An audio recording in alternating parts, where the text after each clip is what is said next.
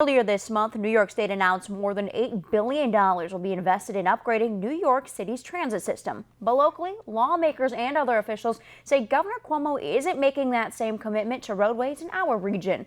WENY's Isabel Garcia has the details. Local and county officials joined together today in a press conference in an effort to bring attention for the need of more funding to support local roads, just like this small road in the town of Corning.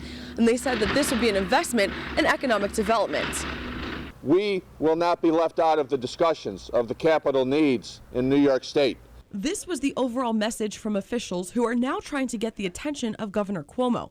Planning for next year's budget, which includes funding for infrastructure, is now gaining traction in Albany.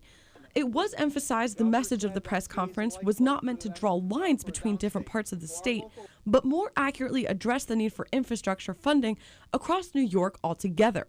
And this isn't something that's upstate, downstate. It's not something that we're trying to say it's our issue.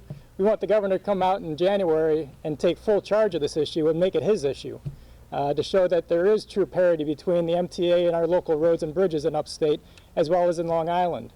Assemblyman Phil Palmisano recognizes the necessity of investing in MTA because of how many people depend on the system.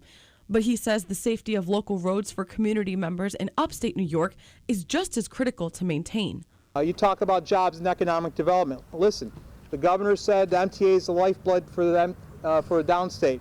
Well, our local roads and bridges and culverts the lifeblood for our local rural communities. Sometimes you talk to these highway superintendents, the CHIPS money that they receive each year is the only money they have to take care of their local roads and bridges.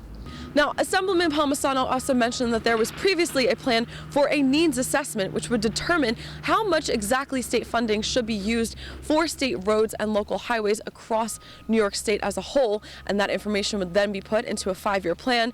He says that this has not yet happened.